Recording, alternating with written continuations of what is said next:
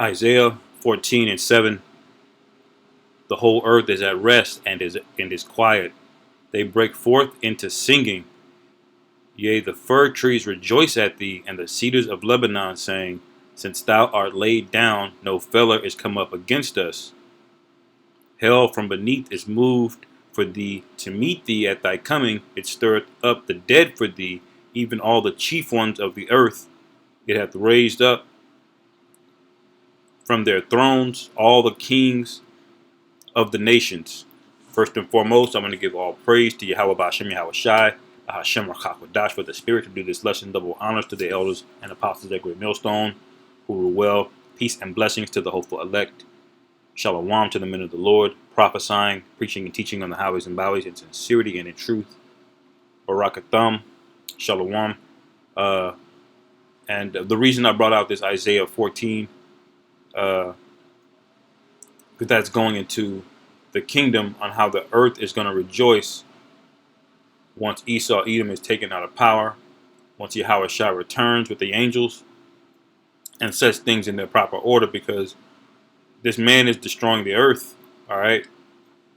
And there's a couple things I wanted to show you, brothers, that if you get a chance, look into it, man. You know, these are things that should anger, it should stir your spirit.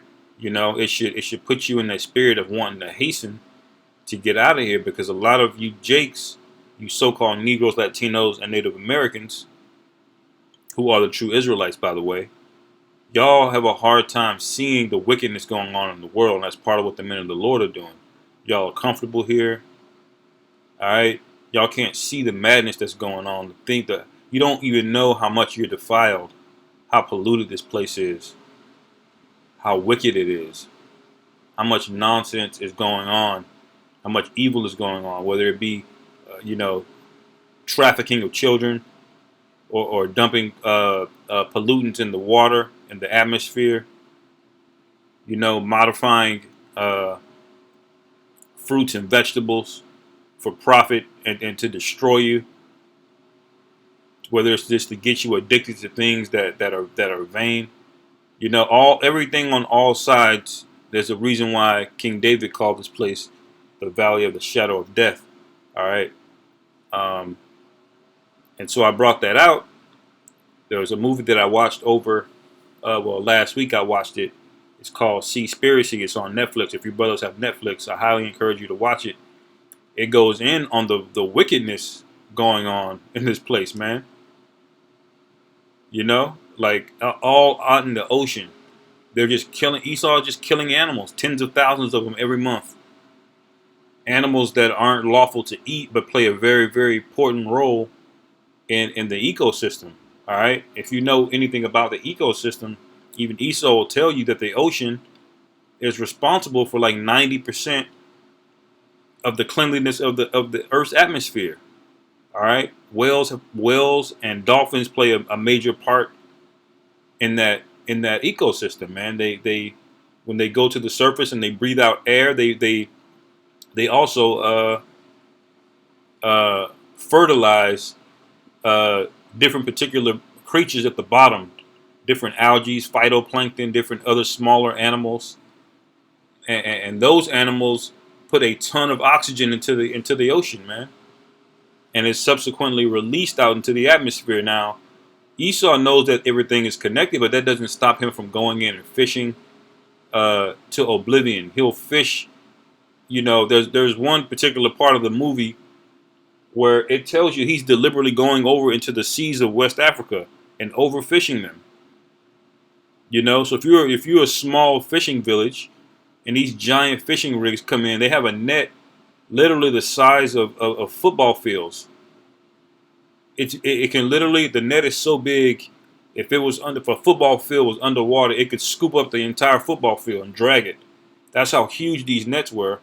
And they were just grabbing a bunch of fish, man, and they were catching a bunch of other creatures, all right, and just killing them basically. Sea turtles, dolphins, sharks, squid, whatever, octopus, whatever they catch, and they would just throw those animals back overboard All right, as dead waste back into the sea.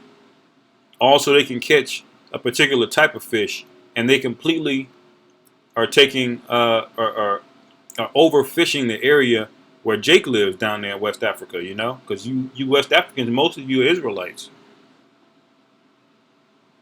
All right, so that's a very heavy film, man, and that's why I brought out the scripture where the trees are going to rejoice, the earth is going to rejoice, man. The earth has a spirit.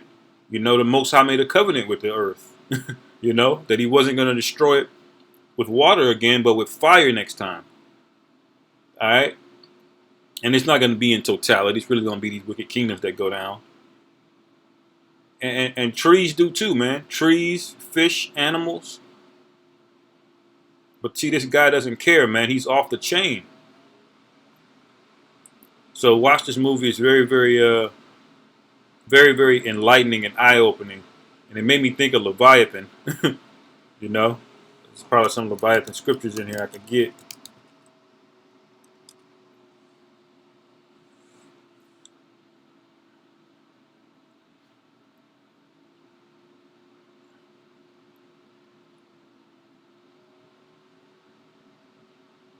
Yeah, Isaiah 27. It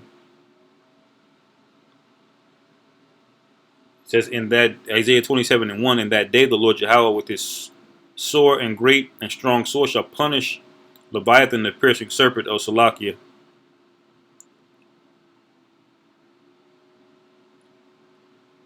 That's talking about a different Leviathan, Salakia.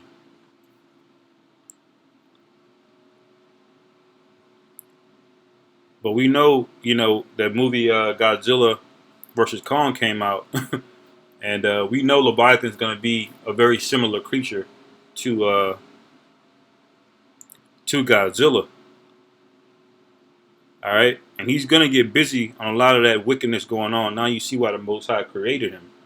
To read a little bit on him, it says God's power shown in creatures. This is Job 41:1. It says, Canst thou draw out Leviathan with an hook, or his tongue with a cord which thou lettest down? Canst thou put a hook into his nose, or bore his jaw with a thorn?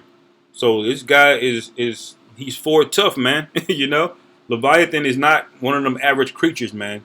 All right, he's gonna fuck a lot of you Edomites up, a lot of you Moabites, you Ammonites, that were over there killing those dolphins just for the hell of it, for sport, basically.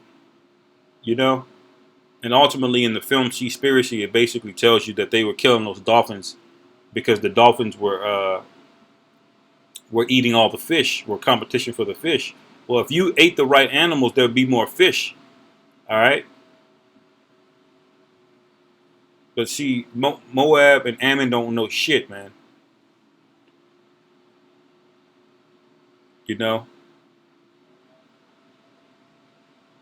And the Most High is gonna unleash Leviathan, in due time.